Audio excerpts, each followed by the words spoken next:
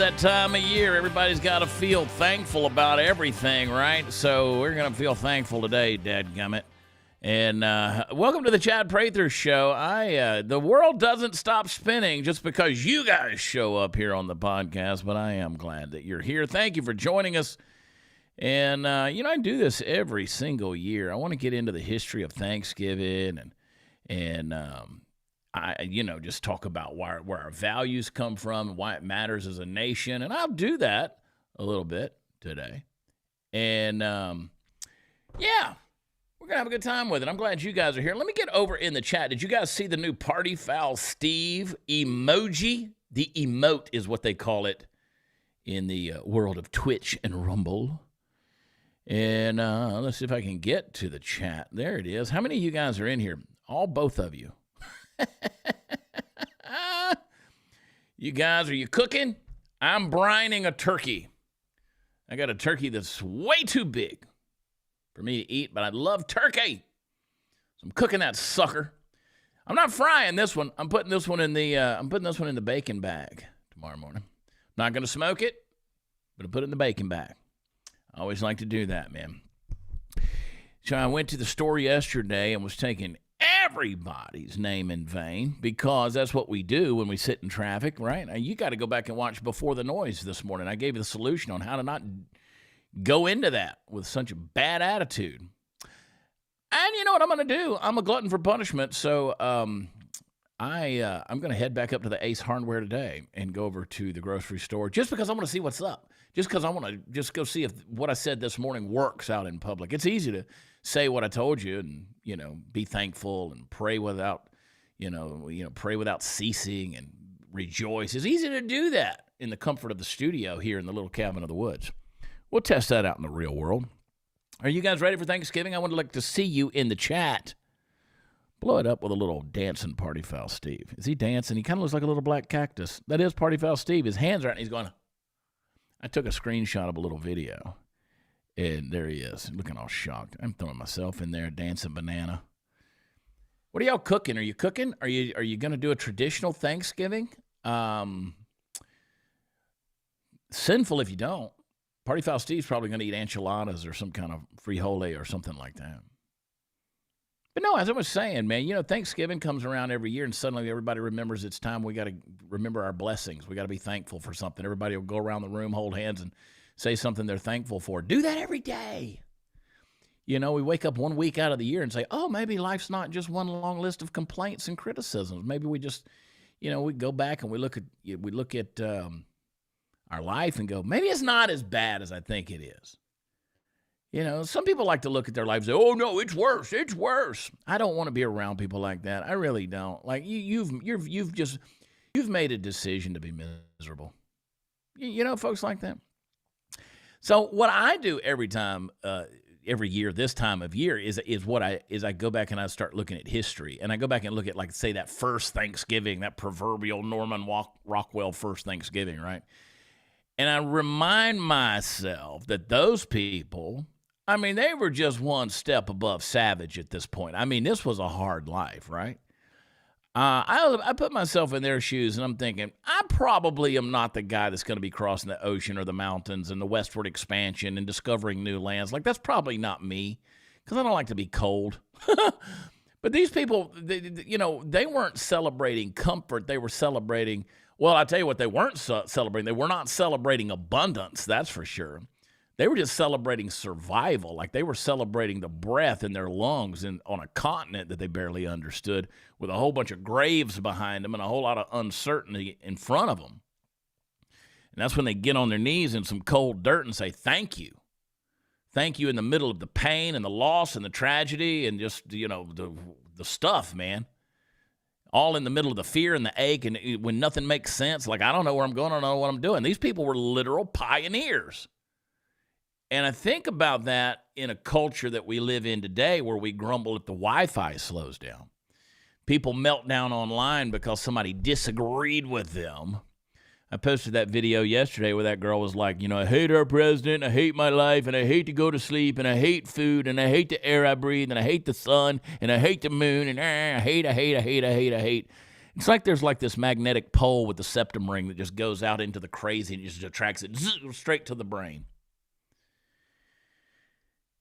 And you take everything. Stop. I mean, what is it? What is it about people where we live in a day and age where gratitude just kind of feels like an optional emotion that you pull out when the holiday decor goes up at Hobby Lobby?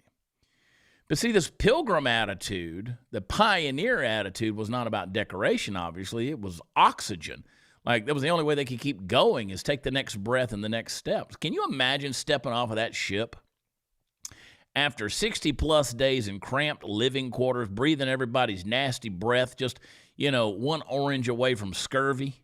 You got no showers, you got no heat, you got no soap, it just stank, right? No clue about what you're walking into, what you're about to face. You done buried half your people after you got off the boat in the first winter. You're starving, your kids are starving, you're praying the next frost doesn't take the next family or family member.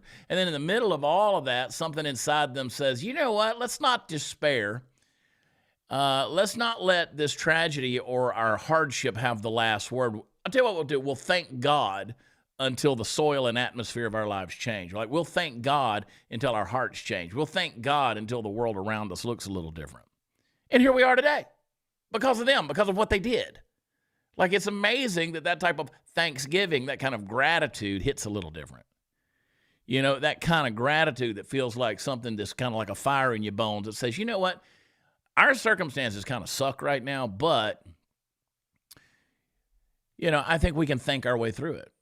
We can thank our way into joy, right? And what we've done, which is unfortunate, are you guys still with me there in the chat? Are you listening to me? You paying attention to me, all 7 of you? Oh, the remnant is here. We've turned Thanksgiving into a recipe list and a football schedule. Like, oh, look how they made this turkey. Look how they made this cranberry stuff. You know what?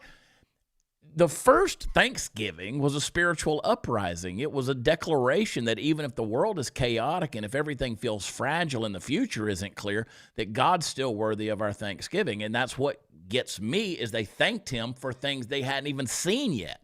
Like, they thanked him for next year's harvest when they hadn't even harvested anything this year. They thanked him for peace while they were out there negotiating it with some Native Americans. And they thanked him. And I don't even like that term Native American. It sounds so contrite. It sounds so stupid to say that. It's just contrived to say that. I mean, these were people that want to cut each other's throats in this situation. And they're out there negotiating peace with those people and thanking God for peace and thanking him for protection while they're living in the shadow of danger. That's the kind of gratitude that becomes prophetic right there. That's the gratitude that pulls tomorrow into today because it's forward thinking. Like, I'm not going to look at my past and say, well, I need to be thankful for all these things I've been through. No, I'm looking forward. And I think that as a country, America needs that again. I think we got to stop acting like this is the worst world. This is the worst the world's ever been. Oh, this is the worst president we've ever had. Our world is just crumbling around us. Oh, stop it. You whiny, snot-nosed. Hard times for people isn't new. Confusion isn't new. Political chaos and mess isn't new. Loss isn't new. What's new is we've forgotten how to be thankful when things don't go our way. We've forgotten how to bless God and praise God while we're still bleeding. And we've forgotten that gratitude's not an emotion, it's a weapon. I talked about that this morning. It's how you resist the lies that say you're alone or things are going wrong. It's how you push back the fear that says nothing's ever going to get any better. It's how you keep your soul from collapsing under the weight of life. See, gratitude is sort of a shield that you put up. It's a way of saying I refuse to let the darkness tell my story. And if you look around this country right now, you can see how desperately we need men and women who understand that, because we've created a culture where outrage is the default setting. Everybody's pissed at each other. People waking up angry, go to bed angry. There's no sense of purpose or meaning in life. They're offended by everything. Thin-skinned and thankful for nothing is breaking people. It's literally breaking their minds. It's made us small-minded, small thinkers, small-visioned people, and it's shrinking our ability to see what God's doing in the middle of what we think he's not doing. So today I want to go back to Plymouth. Go back to those people who had a reason to be bitter. I mean, a real reason to be bitter. I mean, can you imagine those wives looking at their husband going, what the hell did you bring me to? They got every reason in the world to be cynical. They had every reason to believe they'd made a mistake, and yet what they chose was gratitude. wasn't the Instagram version. It wasn't the soft, sentimental version. Gratitude was warfare for them. Gratitude that realigned their soul and reminded them of their purpose. Gratitude that says, hey, God brought us here. God's not going to abandon us now. That kind of gratitude that said we've lost a whole lot of stuff, but we're not without hope. And that gratitude that says we don't need luxury to just lift our hands and praise God. So, maybe this year somebody's out there listening and you need that same kind of stubborn gratitude reinvested in your life. Because maybe you're looking at your life and thinking nothing turned out how you wanted, and maybe you're walking through loss, or you're frustrated with the country or the direction of the Trump administration. Oh, stop. And then maybe you're just tired of fighting the same old battles. Maybe you're numb to it all. Maybe you're got fatigue. Maybe you're in that very place where it just feels empty place where God wanted to plant something, and you're like, what are you doing, God? Well, he just wants to put some thanksgiving in you. And so maybe that gratitude is not the result of life going right, but the way you anchor yourself when it's going wrong, So the truth is, when you start thanking God for what you do have, you stop obsessing over what you don't have. And when you start thanking him for what's still possible, you stop replaying what's not. And when you start thanking him for the breath in your body, you stop despising the day you're living in. And when you start thanking him for his presence, you remember that you're not abandoned in this mess. You're being shaped by it, formed by it, transformed by it, growing up in it, and you're maturing because of it. So I think my challenge as we start this Thanksgiving episode is stop treating gratitude like as an accessory. It's not a piece of jewelry. It's a lifeline. Start thanking God before the miracle ever happens. Start thanking him before the breakthrough. Start thanking him for the things that, that are still in seed form in your life. And start thanking him like the pilgrims thanked him, not because everything was perfect in their life, but because they knew who was leading them. And again, I'll say, like I said this morning, this holiday is not about a table where you're sitting there, loading up on turkey. It's about the faith that built the nation, and that nation is what built that table. So if we want to see America rise again, we're going to have to start rediscovering the discipline of gratitude, not forced, not fake, but honest, and just kind of humble and grounded in the reality of the world we're living in, because that's the kind of gratitude that carried some families through winter and turned them into a people who changed history. So, I want us to look at that history today. Remember some of that cold dirt, some of those cold winters, some of those tragic losses, and those empty stomachs. But it was a hope, right, that refused to die. That's what made America great. And let's ask God to restore that spirit in us, because gratitude is not just how you survive, it's how you rebuild. It's how you see clearly. It's how you stand strong. And I think America needs people who know how to thank God, not arguing over whether or not Candace Owens is right or wrong. Just know how to thank God. When the conspiracies are going crazy and you're scared to death that Israel's coming for all of us, maybe you remember that God is bigger than all of that, and your heart's frozen. The land may not be frozen, but your heart's frozen. Maybe it's fear, chaos, or headlines or whatever. And, let's just get deeper than that and get back to some Thanksgiving, Rewrite the story from the inside out instead of letting the headlines write it from the outside. The place where you had panic. Let's get some strength where we had a weakness. Anyway, I could keep going. I mean, there's so many things there. We're spoiled rotten. We're little brats, man. Every single one of us. And you're like, I'm 70 years old, and I've been doing this, and I've been doing that. You're spoiled rotten. That's what you are. We all are. That's where we've been. It bugs me. We got to grow up a little bit. Mature. You know what we've been doing? I'm going to tell you. I'm going to let y'all in on a little secret. I saw some notes yesterday. I saw something. I got an inside word that you guys, we've been texting CHAD to 989898 more than Dear America has. More. I'm so proud of y'all for doing that. Thank you for doing it. Keep it up. Keep on doing it. And I'm going to get on them because some of you said that Birch Gold didn't get back with you on a couple of different things. I'm going to get on them because you said you were ready to make some investments. And I'm so proud when I saw those numbers yesterday. Because Dear America, I mean, they got way bigger numbers than anything we're doing. But you guys been texting Chad to 989898 to get that free no obligation information kit on how you can diversify your future retirement and your savings backed by physical gold with Birch Gold. And thank you for doing that, because that generates so much for this show. It really does. And I want you to do it. Keep doing it. Text Chad to 989898. Do that. Text it over there. All right. They got an A+ rating with a Better Business Bureau. Tens of thousands of satisfied customers. Gold's gone through the roof. Don't trust the stock market or the dollar. Get physical gold backing your retirement, that IRA and your savings account, all of that stuff. Okay. I love you guys. God bless you for doing that. Text Chad to 989898. All right. Before we get into any more history lesson, let's bring in a dude who's seen a lot of history himself. Party Foul Steve, everybody. The man with the new emoji. I'm not sure about a lot of history, but a little bit of history. And I do have a new emoji. So, and I'm very proud of that emoji. So thank you, Chad, for putting that up there. This morning talking. show, I got to respond to this text. I was going to say this morning show, the Party Foul Steve emoji blew up like crazy. It was just rolling so fast. I mean, it was like probably the fastest I've ever seen it go on any emoji go on your page. That's how much people loved it. And look at it now. It starts rolling again, just like that. So we're going to get into Thanksgiving history today. And, man, I've got some interesting family Thanksgiving history that we can share in there. What do you mean? The Powells were some of the very first in America.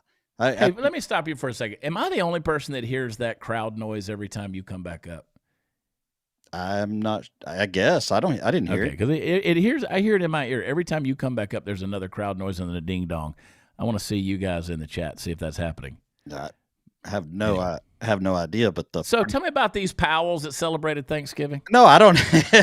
They were quite the. I don't know. They it was kind of the opposite of what Thanksgiving is, because I think it's my ninth great grandfather. It's 8th or 9th great grandfather, William Powell. If you go look up Captain William Powell, I'm listening. You look up. I think he was on the third ship to America, like a supply ship.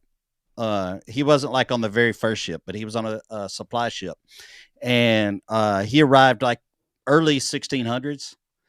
And somewhere in the 1620 or something, he was this was in Jamestown, Virginia, the Indian massacres and stuff. He led the way on that. So my family history there is a little brutal. I think he was killed in one of the massacres, or where he was going to massacre or something like that. He got massacring. Man, he killed one of the main chiefs of the Indians. Yeah, around the colonies when the Indians were, this is before, I don't know if this is before or after the first Thanksgiving. Somewhere my family was very bad back then. Yeah. But somehow we survived. He had a bunch of kids, he had several kids, so they survived. So it's in the history books. I don't know if he's actually, I don't know if you can go through any history books and find him, but I'm sure it's somewhere. Probably the internet. It's probably full of the internet. I just know, look up Captain William Powell, the 1600s, first colony. Hang on a minute now. Hang on a minute. Keep talking. It's just a little family history that's, been, passed around. And I didn't get I do have some cousin Powell that have William as the name. Of course, that's a common, name, but the Powells have been here since the beginning, dude. Since the beginning. Well, I mean, theoretically, all of our families have been here basically from the beginning. No, some of them came way later, dude. They came when it was safe. My family came when they had to leave. They had to leave because they were running away from England and the Catholic Church. Really, they were going. So this says that Captain William Powell was a key figure in the first permanent English colony in America. He started the first brothel in Jamestown settlement, was known to be a profligate sinner and a drunk, and had 7 wives. Okay. Did you go on and read about the Indian massacres and stuff? I'm reading about it right now. It says he started the whole thing over a card game. Yeah. The Anglo-Powhatan conflicts was apparently he was hiding an ace up his sleeve. What's the deal, Party Foul? No, Party Foul has a long history in America. 1622. That's when he was killed. He invented the condom. You're making this up now. They coordinated the Powhatan attack on English settlements. The Powhatans attacked them in March 22nd, 1622. Powell helped organize countermeasures to secure Jamestown and surrounding plantations. Look at that, Steve. That's my 9th great grandfather. Wow, And look wearing a what I've condom. done. And look what I've done. Wow. He was Wow, whacking. wearing a He was condom. whacking Indians. He was conquering, dude. Well, he wasn't, because he died. So he was killed in a clash with the Powhatan warriors while attempting to recover stolen livestock. He died over cattle. That's right. But, that's But he is recorded as part of the early Virginia frontier fighting. Look at you, Steve. Yep. That would Dang, be him. dude. So it wasn't a card game. It wasn't a brothel. He wasn't a profligate center, and he wasn't an alcoholic. But he was a speed freak. Okay. So he stands at the intersection of military survival, early American political development, the shift from desperate settlement to stable colony, a rising planter caste that would shape Virginia's future. Yeah. I mean, he wasn't as famous as John Smith or John Rolfe, but he was one critical, steadying person and personality that kept Jamestown along long enough. He killed the guy that was trying to kill John Smith. Look at that, Steve. Boom. Yeah. So look at you, bro. That's my direct line right there. Is it though? Is it like a grandfather? Yeah. So I think it's 9th, 8th or 9th. Might be my 8th. Well, let's look at him. 7th. Let's look at this cat. Here he is. Is he good looking? I don't think I've ever seen a picture of him. He looks like. Where are you getting this information from? Don't you worry about it. Let's see. Let's take this picture right here. Let's see if we can zoom in. It's a little blurry picture, but they didn't have good cameras back there in 1622. There he is. Look at that. He casts a long shadow right there, dude. That's right. He's probably a big old dude. Fella. He's a badass. Yeah, he's probably the size of the day, about 5'7". Yeah. They made the doors a lot shorter back then. Yeah. And there he is. Aren't you glad you didn't have to walk around like this guy, dude, with that Folgers coffee tin on your head? Yeah, maybe. Did you see him? I probably do it. I can't really see him very good. You have to send that picture to me. Yeah. And where are you getting this information from? Is that on the It's on this thing called the World Wide Web. You got to try it, Steve. I need to look it up. Who knew? Put a party foul emoji in there. Party foul Steve is he's a living piece of history. Yeah. It's kind of a big deal. It's a big deal in the Powell family, Y'all sit around talking about it, don't you? We sit around and talk about it my whole life. You're like, Captain William Powell. I mean, now we skipped saving the livestock. Now we skipped the section on where I got my middle name, where my dad got his. Now let's talk about Forrest Powell. Yeah. That comes from the Marshall County, Tennessee area. When the Powells moved from Virginia, they moved into the Carolinas a little bit, and then in Adair, Kentucky, then came down to Marshall County, Tennessee. That's middle Tennessee, right there on the what's the name of that river? What's that main river that runs down through the Nashville and runs all the way down through Tennessee? I can't ever remember the name of it. But anyway, they settled right there north of the river. They're known as the people north of the river. And there was a guy named Nathan Bedford Forrest that lived there. Right Bedford there. Forrest, which is what you're named after him. Yeah. Apparently, every male born in a certain era of time in that their first name was Forrest. I mean, they still have schools named Forrest. The Nathan Bedford Forrest School. Do they? Right. Yeah. I bet you can look that up right there in Marshall County. So, and my grandfather was born at Holt's Corner, Tennessee. Yeah. And that's right there in that same general area. And then I guess they were so dirt poor. So I don't know. They moved from there. They moved to Arkansas. And then my dad was born in Arkansas and then moved I think he was 6 when they moved to Texas. Yeah. Nathan, so to be clear, you're not in the KKK. No, I'm not. Never have been. Never associated with it. Just by name only. Okay. But if you think about it, it's, everybody's probably got some kind of connection to it. If you lived in America since the beginning, you've got some kind of connection to some bad stuff that went on. Not me. Pure as the driven snow. Mm-hmm. It's the Cumberland River, by the way, in Nashville. Nope, that's not the one I'm thinking of. What's the other river? But Gunka there said, I'd love to know the history of the nickname Party Foul. It's not as exciting as it's not as exciting as you think. Yeah. But What's the other river in Tennessee?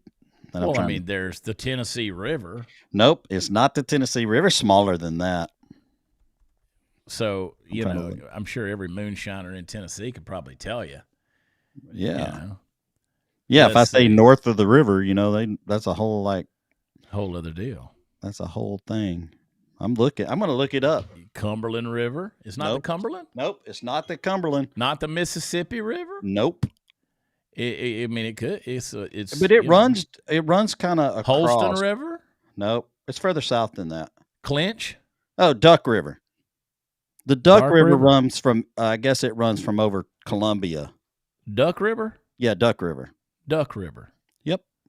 So if you go to Holt's Corner, Hang on a second. Keep talking. Yeah, I will. There's also a Powell Cemetery. That's where one of my great grandfathers is buried, in somebody's dairy farm. Right. They have a section in Tennessee. I know probably other states are like this as well.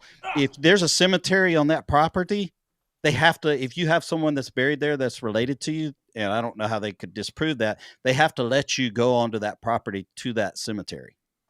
So and I'm sure there's other states that are like that. I just know that way. It's just kind of like in the middle of our hunting lease, our property where I hunt at there's a little like a family cemetery, because it was a little town back in the 1800s. So, but there's cemeteries scattered all over the place you don't know anything about. Man, we're probably sitting on some dead people right now. Yeah, you definitely are out there in a cabin in the woods. Probably took it from some Indians to build your cabin. Hey, man, they're not Indians; they're Native Americans. No, I don't politically correct. No, they're not even Native American. They're Indians. That's what we've called them our whole lives. Yeah, it's not a derogatory term. KB said Chad's sharing the mic. Steve doesn't usually want me to, but I got these guys that are coming here to the little cabin in the woods, and they're coming an hour early to come pick all this stuff up that I need them to haul off some building trash. And they're like, "Can you take a picture of the stuff we're picking up?" And I'm like, "No." Well, they needed to know how big a truck to bring and how much to charge. No, they're on their way. But my point is, they're coming an hour early. I scheduled you, at a certain time of day. And but anyway. So anyway, Thanksgiving. I'm not sure that my family was doing anything of good nature for other than protecting the colonies. Man, that was early. Early Jamestown, man. When they got there, man, there was people starving to death and didn't have nothing. So yeah. Well, they are. So when you think about, I said earlier that most folks get that Norman Rockwell picture in their heads of the first Thanksgiving, this table and turkey and the corn and we've all done the second grade play, right? Yeah. Where everything's, but that's a tradition. But that's the shiny version, right? That ain't the way it looked like. I mean, we make fun of your great grandfather, but those are some hard dudes, man. Yeah, they were. There were ships that were. I remember talking about the ships that came with that supply run, and they lost several at least a couple of ships, and some had to turn back and go. I mean, you think about it. You've been on a cruise, right? Like you've been out in the middle of the ocean where you can't see nothing but water. Yeah. And you look around. Wait, so what do we say? Jay Krieg says, I got a graveyard on my little cabin in the woods in Indiana. Time to be moving. I'll be in Tulsa, Oklahoma in a couple of weeks. Or in a week, I guess, with Brad Stein at the Tulsa Looney Bin. And I always joke about hating Oklahoma because I think it's built on the whole place is on an Indian burial ground. I think it's under Indian curse. The whole state. Yeah. Like it's crazy. Crazy stuff happens in Oklahoma. But, you think about coming across in a little rickety wooden ship, man. Yeah. On all that deal. I mean, some of those old Viking dudes came across the ocean in nothing more than what looked like a kayak. Yeah. It's amazing, though. They had the manifest of those ships and stuff like that, because those are still all on record of who was on those ships. Well, Glenn Beck's got them right there at the studio. Yeah. I mean, if you go across to the museum, across the parking lot, Glenn Beck's got the original Mayflower rolls. He's got the church rolls that they created when they got off the boat. He's got a hot chocolate maker in there. Did you ever see that? No, I didn't see that. I saw I saw a hot chocolate maker the other day that was shaped exactly the same way today as what it was in 1620 or whatever. And Glenn's got that artifact. It was on the Mayflower, dude. It's a hot chocolate maker, a hot cocoa maker from the Mayflower. And I mean, I'm telling you, it's like this old cast iron thing with a handle on the end of it it's weird, dude. And so I'm like, Glenn's got all that stuff. I mean, that's real history, right? Well, he has his own museum. What's that? He has his own museum. He does have his own museum. He's the largest private collector of Abraham Lincoln artifacts in the country. So, but he's got the Mayflower stuff. I mean, he's got all kind of stuff, bro. He's got some creepy stuff in there too, creepy. But my point is, when you look at stuff like that, you're like, this ain't the postcard version. Like, this is a group of people that literally risked everything, not for prosperity, but because they believed they were obeying God. I mean, they weren't chasing a dream of wealth. This was way before the, quote, American dream. They just wanted freedom to worship without the king's hand around their throat. I think I'm owed some reparations for my great-great-great-great-grandfather getting killed trying to protect y'all's white asses. Yeah, you left about 4 greats out of there, but yeah, well, you need it's only 9. People go like, no, it's further back than that. I said, no, even my grandfather was born in like 1895. Yeah. So yeah, I'm telling you, and that's just my grandfather. My dad was born late in life. Can you imagine, like, if you got Marty McFly's time machine and like, da, na, na, na, na, na, na, and all of a sudden you're back there at 1622, dude, and you step off of there with your Make Wellness hoodie on. You mean yours, dude? I'm living your life. This is your hoodie. Yeah, I know, right? They're shooting you with the blunderbuss, buddy. But I've read some of these journals. I've looked at this stuff. And like the Mayflower, they didn't have cabins. No, they had cramped, dark quarters. Right? Everybody's sick. Everybody's vomiting. They got seasickness. They're not just vomiting. That's exactly it's coming out the other end, all over the place. You got storm water coming. You got the storms that are throwing water all across the deck for weeks on end. I mean, this is being tossed and turned.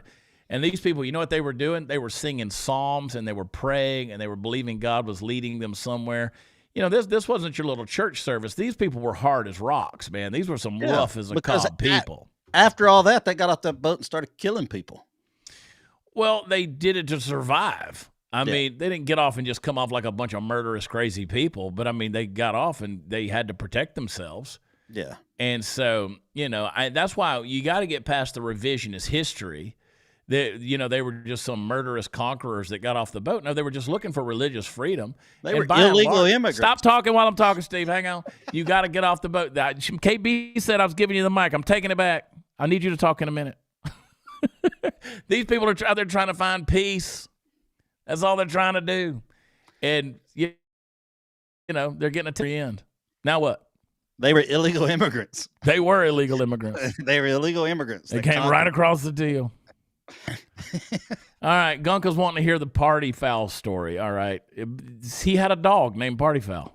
Yeah, it's the Party Foul story is not anything to do with alcohol or anything other than it was a song by a buddy of mine, Mark McKinney, had a song called Party Foul. You can go look at it. Still his #1 downloaded song, maybe because of me. But anyway, from that song, my brother-in-law walked in the house. I raised racing greyhounds. He said, dude, you should name a dog Party Foul after that song. And I was like, okay, yep. So I did. So then fast forward, the dog became really good on the racing circuit and ran at the top track in the United States. And but people really didn't know my name, but they knew I owned the dog Party Foul. And so if you go to a kennel or something, that's how they relate to you. Oh, Party Foul. So the next thing you know, it then carries on like that, and so on and so forth. And I did work for Mark McKinney for about 6 or 8 years. So in the music industry. So anyway, I like to believe that I made the name Party Foul far more famous. You made it stick. You made it stick, and you did make it famous. I'm talking, Steve. Hang on a second. I'm trying to give you some credit, dude. Trump was out there making this thing up as we go. Now, let me go check on the washer and dryer, see if I need let to me go switch see if they clothes over. moving this stuff. Steve, Linda Adams said she just got done putting her hand up a turkey's butt, and she's now we're talking about puking and cramping on the Mayflower. No, I've always been the person of nicknames. So Party Foul, he was Party Foul before I met him, actually. You made it stick, though, so thank you. Yeah. That's it. I love it. But he's had a few Party Fouls, that's for sure. Oh yeah, I think it came natural. Yeah. If you go download that song, you're gonna go, yeah, I get it. Yeah, go get Mark McKinney's. Yeah, he'll text me later too, because he all of a sudden get this like blast of, dude, why is everybody listening to this song? Because this song's ancient now. It's probably 20 years old. Yeah, been around for a minute. Yeah. But you know what's crazy? Those guys, when they landed in the Mayflower, they didn't land in the spring. They landed in November. Dude, yeah, because they were tough, dude. The pals. I mean, you can't build anything. You can't plant anything. You can't explore anything. I mean, we're talking Massachusetts, baby. Yeah. I mean, you step off. Can you imagine an icy cold wind blowing? I mean, you get off that deal. You're in a brand new place. You don't have anything to live in. The ground's frozen. Nobody's coming to help you. England ain't sending backup. You're just on your own, and you're digging graves before you build houses. I mean, think about that. Burial came before shelter, and first construction project in America was a cemetery.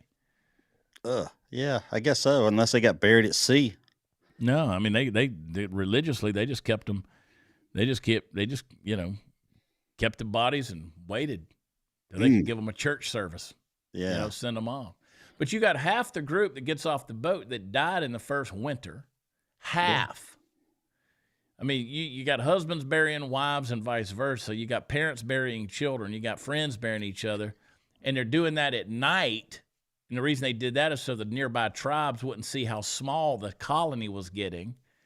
Like, they didn't want to bury them in public because they would look weak, right? Or they didn't want to bury them in the daytime because it would look weak. They didn't want to see that people were dying. So they buried them without markers because they didn't want the fresh mounds of the burial to betray how desperate their situation was. And through all of that stuff, they're just still praying.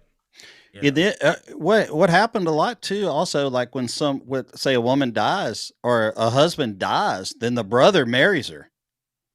I mean, it's some crazy stuff if you read that history. So and so died, so the brother, because he took on that. You didn't want a widow out there, especially if they have children. They need to be fed and stuff. Got to have a man in the house to go. Back then, nowadays you don't need a man. How I think it's crazy to me how the party foul emoji has now overtaken the dancing banana. Yeah, I think as the first choice. It's way better. I call it the praise party foul. He's got his hands up. Got his hands up. Like that right there. Oh wait, yes, I can do like this. See, that's right. That's a praise party foul. Throwing his hands up to the Lord. But that's the thing that I try to remind everybody every year around this time of Thanksgiving. I'm like, these people were hard as a stone, man. But they did their whole purpose, and you probably wouldn't have even recognized their type of Christian faith because they were very stern, very hard, very Puritan, right? And so they still had a trust, though, that God had not abandoned them, even though all this stuff was going wrong, right?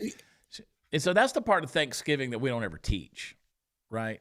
We don't talk about how their clothes were falling apart and how hunger was driving them down to ration their food down to just a few kernels of corn a day. Do you think for a minute, though, in the back of their mind, they're going, maybe we should have stayed there and just been Catholic? Well, the thing is, that was the deal, is they were, that's how much, that's how much they were chasing that religious freedom. Yeah. I mean, you got frostbite and disease. You got tight living quarters. And we just want to go to the Pilgrim's Feast with the Indians, right? And so, but see, here's the deal.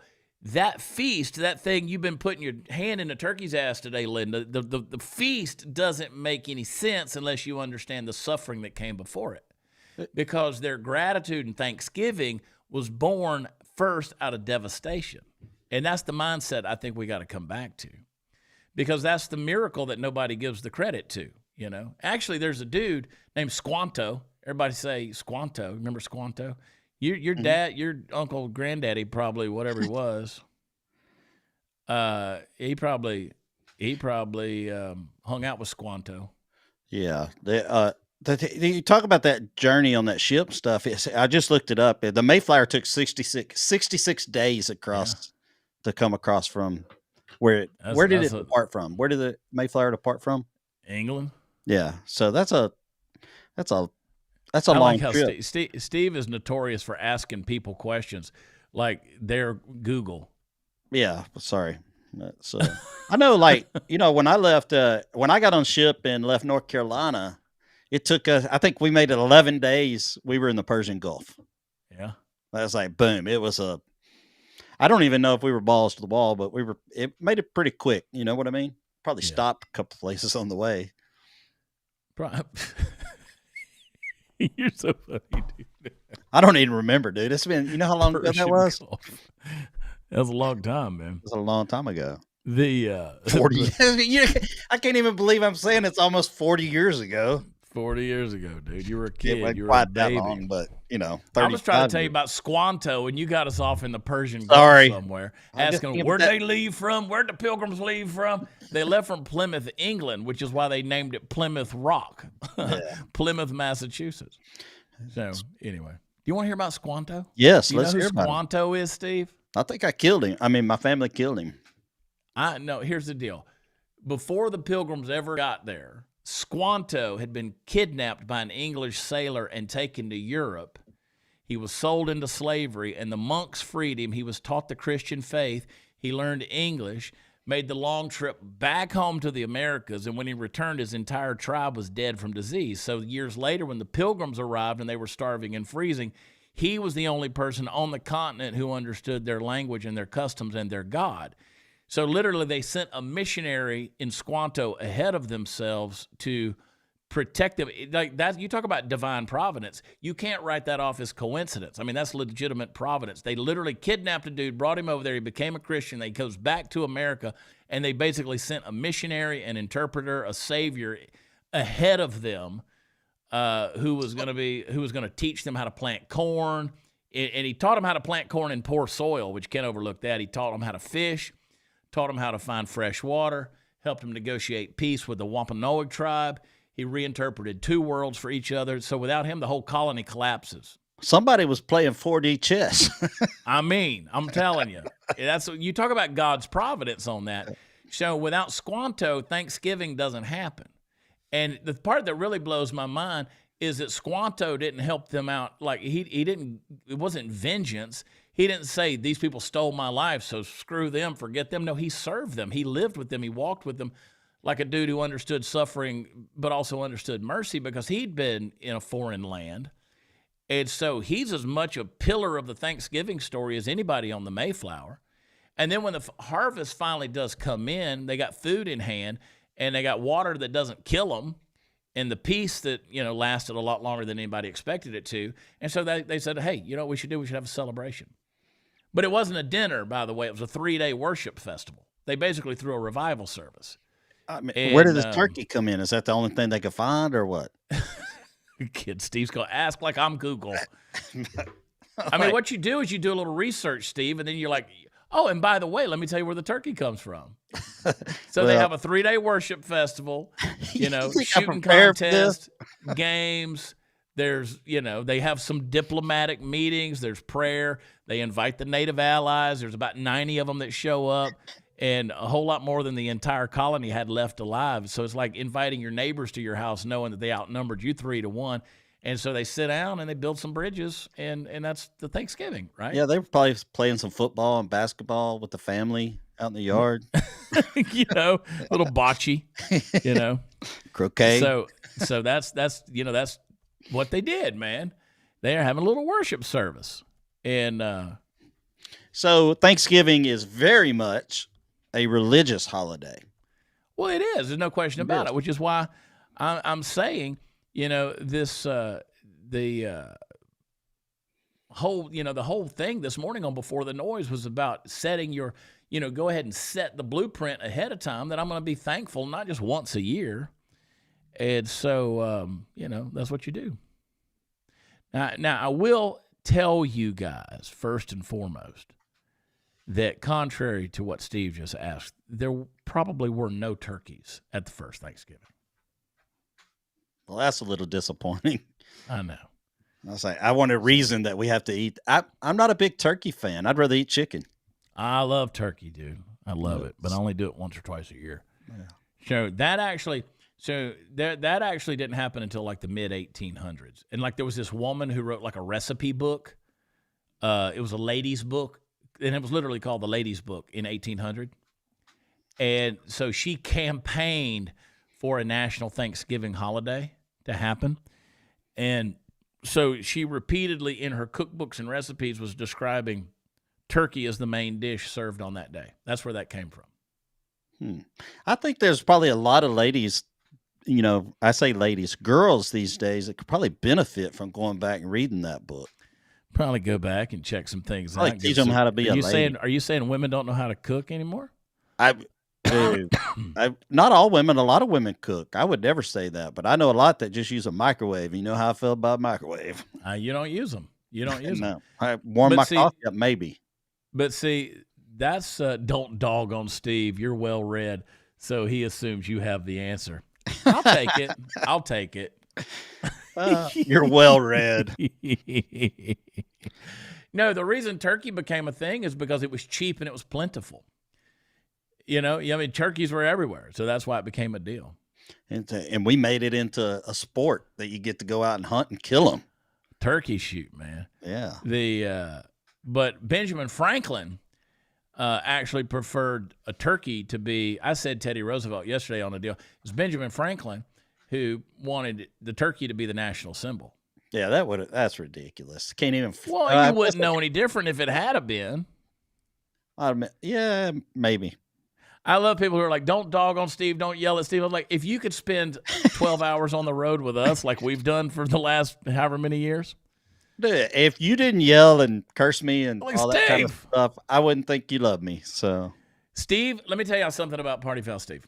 Steve can't back out of a parking place without rolling the window down in the truck. That's it. Hey, dude, I grew up where you had to roll the window down to hear the dog if you ran over it. I know. So it's a reason, and it's a built-in habit of rolling that window down because you might back over a dog, you might back over a chicken or a kid. Steve rolls the window down to back up in a truck, and then he keeps it rolled down for he'll just keep it rolled down. I'm like, Steve, it's 110 degrees outside. Roll the window up, dude. And I go over to the woods and I roll the window down. It's an hour and a half drive, and I roll the window down the whole way. Yeah. I like riding with the windows down. I like wind flowing. Well, not when it's 110 degrees. I don't even care. Oh, Steve. And you know what? You're getting more set in your ways the older you get, man. Aren't we all? I think so. I think that's not necessarily that's not necessarily a bad thing, because when you're young, you kind of go with whatever, but then you start like nailing some stuff down. Nope, I'm going to be this way. Yeah. Somebody said in the deal, they said, who was the first president to pardon a turkey? Well, the first official was George H.W. Bush. But the tradition of that goes back to like Abraham Lincoln, who spared a turkey because of his son. His son, requested that they do it. Oh, yeah, that's why you don't make pets out of your food. Don't name the food, man. Don't name the cows. That was our rule at the house. We did the opposite with our kids. We literally named our animals, that whether they were the chickens or the pigs or the rabbits, we named them and we still ate them. So yeah, we had pigs one time. It was pork chop, bacon, and sausage. That was their names.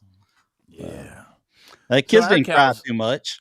I used to tell my kids, I was like, don't name the cows, in the pasture. And then suddenly one of them was named Miss Snoozy. And I don't know where that name came from. My son named him Miss Snoozy. I was like, well, I guess we're not killing that cow. Yeah. Somebody said, James said, I thought it was Ronald Reagan. Nope, it was not Ronald Reagan. George H.W. Kennedy did it where he said, "Let's keep him going." That was a quote. That was his phrase. About he looked at the turkey. Oh, well, let's keep him going. Let's keep him going. Yeah. That's my Massachusetts lilt right there. But anyway, I want you guys to be thankful this year, man. Like I'm thankful for Party Foul Steve. I'm thankful for David. I'm thankful for Royce. I was talking to Royce earlier. Royce, for those of you who remember, Royce was a part of the show for a long time. Royce Chamberlain. I mean, just so many different people. Sarah Gonzalez and people that just behind the scenes that do so much still for this show.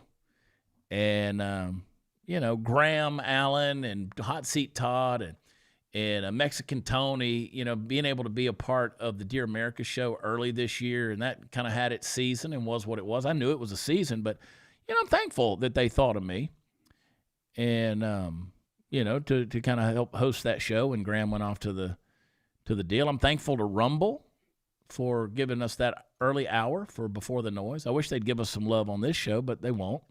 Maybe it's a time slot. Maybe we should go at 6 a.m. I'm up. Yeah.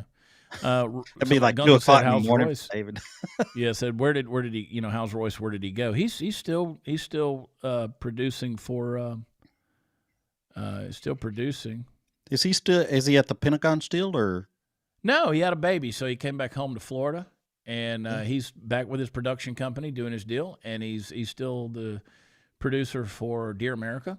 And he's doing some stuff with, I think, Angel Studios. I don't want to tell all of his business. All right. And I love Tony. Tony offered up a prayer. I was like, look at Tony. Tony's doing like me. He's posting prayers. He's like, "Dear Lord, I want you to bless these people and bless my attitudes towards," in all caps, "all of these stupid people in the world." Did you see that? Yeah, I saw that. I thought it was great, though. All of these stupid people, even though there's so stupid people in the world. I read it like that, too. Yeah, just in his voice.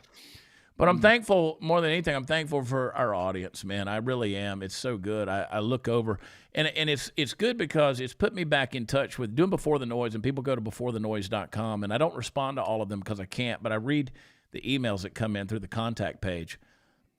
Excuse me. And I'm thankful for them, and you just never know, sort of like Squanto that went ahead, sort of as that missionary and that providential blessing. As I look at how God prepares the way, like there's so many unexpected things that happened in my life this year, and you guys, over the last year, you guys moved back to Texas, and it's just kind of crazy, just the moves that get made and things that happen, and now we got Before the Noise and Above the Noise, and then I see how people are responding at Above the Noise, and it's cool, man. It's real humbling, and I'm just so thankful for it. And I've just made a commitment not to just kind of hang out and be thankful once a year, and just make it a daily practice, like I was talking about this morning on Before the Noise. So you're a very grateful and thankful person. I mean, you're just almost daily. You're always thank you. I try to me. be. I'm talking, to me and my family. I try to be. I see what Sneaker says. Love Graham and Todd. Dan Bongino was the man. Now listen to all you guys. You might be listening to Dan Bongino again here pretty soon. You didn't hear that here. Uh-oh. Ruh-roh. Maybe about March. I don't know. I'm just guessing, just off the top of my head. Yeah, ain't no telling. If the turkey doesn't turn out right, Linda says, I blame Chad. Blame me. Been partially distracted by the show. You making the turkey today, I guess, then. We're not having turkey. What are you doing? You're doing No, our plans changed overnight. What? All of our grandbabies, they have the flu going through the house. So everybody sick? Yeah, they're all sick. So we're postponing Thanksgiving. Me and Tony, you know where we're going? We're going to go stay in a tent for a week, the weekend. I wish you'd go out there and kill that big deer. Now, what big deer? I don't know what you're talking about. I wish you'd go out there and kill a big old deer. You want to see what I killed, Steve? Let me show you what I killed. Let me show you all a harvest right here. Did you kill a rabbit? No, I went rabbit hunting on Sunday. Oh, that's right. Y'all didn't kill rabbits. We got 2 rabbits. What did you? Are you fixing to show one of those big deer that's inside a high fence? Not inside of a high fence. Oh, okay. Not inside of a high fence. What are you I shouldn't talking say that because every time I say something about somebody hunting inside of a high fence, you just mad because you can't afford it. Well, maybe. Look at that Sika deer right there. That's a fallow buck right there. That's not Oh a Sika. yeah. Look at that I'll big keep my mouth shut about that because I don't know nothing about hunting them. I'm a whitetail hunter, a wild whitetail, low fence in the woods. Yeah, that's a Whitetail new one hunter. right there. That's a new one right there. That's My deer have never been hand fed or bottle fed. That's it's gonna be a good mount. Gonna be a good cape. Got some good roast coming. Some backstrap, a little jerky, some meat sticks, a little sausage, a little hamburger, some chili meat. Let's go. Yeah. Let me see. There you Look go. at it. You want to see what I'm hunting? You know what y'all want to see what I'm looking for? I'll show them if you don't. Look at that right there. Can you see that right there? Look at that fat baby right there. Yeah. You know what I've decided is you need to go out there and sit at night because I keep seeing pictures. Yeah. No, he switched his that last storm that came through. His schedule's all changed up now, so I'm not gonna have to do anything illegal. But I'm not. thankful, man. I'm actually not hunting him. I'm saving him. I could already killed him if I wanted him. I'm saving him. I'm letting someone else kill him. I'm looking at the chat blow up about Dan Bongino. Everybody's commenting about that. I got a feeling you didn't hear it here. You didn't hear it from me, so don't quote me. I didn't say a thing. But anyway, Party Foul Steve. Yeah. You know what? I'm gonna get out there. I'm gonna get back into shotgunning and do some more bird hunting and stuff like that. See, that Thanksgiving's got me thinking about birds, man. Got me thinking about food. Yeah, we're gonna do some. We have access to a duck pond, so we got some duck hunting going on. Going to be going on. You like duck meat? You like duck? I'll eat it. I eat anything that comes out of the woods, just about. Yeah, me too. I say I had to add that just about because there's a couple of things I really don't care for. Hang on, let's see if those boys are here. All right, let's go check. You check that. I'll switch over the laundry during the show. I know. We just kill there. Y'all could listen to us do stuff around the house. Yeah. All right, we're going to get out of here. For David Medina, follow him at David Medina PDX. Yeah, we got to go. I got to go get this trash out here. I got building materials everywhere, man. You like duck, huh? Everybody's in the chat talking about they like duck. It's got to be done right, man. Got to be done right. By somebody else. I'm not a duck cooker. I'm not a duck cooker either. I've tried. Same with squirrel. I'm not a squirrel cooker, but there's some people that make some amazing squirrel. Yeah, I just let's see what I've got here. I'll show you guys. This was my last little duck. This is my last duck hunt right there. Look at those boys right there, hanging off the back of the truck. Oh, nice. Tailgate of the truck. I can do it. I was with the Robertsons, and they were like, "Man," I was like, "Y'all don't want me duck hunting with you because look at those fat babies laid out right there." Nice. Yeah, they do some hunting, don't they? I just want to go fishing, man. I do much more hunting than I go do fishing, and I just want to go. Go fishing. Well, if you come back down here, we'll take you fishing on the river. I can go fishing. I like sitting on the riverbank fishing. I got a couple of good rivers around here. Yeah. Catch a catfish. Yeah. Get some of that Nature's River catfish. Yeah. Trinity River catfish. Yeah. All that stuff that comes down from Dallas in the water. Yeah. But as long as you don't eat too much of it, I think you're fine. I know. Happy Thanksgiving, everybody. Come on. We'll see you guys on Monday. Party Foul Steve's just gone. We just erased him. Happy Thanksgiving. Happy Thanksgiving.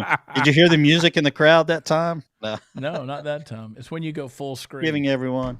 Look, he on again, off again, on again. Happy Thanksgiving, everyone. Follow me at Party Foul Steve on all social media. Join my Make Wellness team. Join my Texit Coin team. I got all kinds of teams going. He's gone. But seriously, Make Wellness does have some incredible Black Friday deals going on right now. You can head over to my site. If you go to watchchad.com, which is being revamped right now by Dustin Sims, God only knows what it's going to look like when Dustin Sims is done with my website. But Dustin, if you go to watchchad.com, you see all that. And join us in Tulsa, Oklahoma, the 11th, 12th, and 13th at the Looney Bin and get my book, Born for Meaning. Go join Linda. Go join at Above the Noise. JoinAboveTheNoise.com. JoinAboveTheNoise.com. That's where it's at, man. We're making some progress in there. All right, happy Thanksgiving. I love you guys. Love David. Love Steve. Love all the crew, all the folks behind the scenes, even the no-name folks that are, well, they got names to us, but y'all don't know who they are. And I'm so thankful for them that are just working to make it possible. Thanks for hanging out with us for a little while today. This was a bunch of nonsense. But, yeah, and go be like Squanto, man. When your family comes in tomorrow, be like, hey, you know what? I'm just going to be a missionary to these people, all right? And don't get in a fight.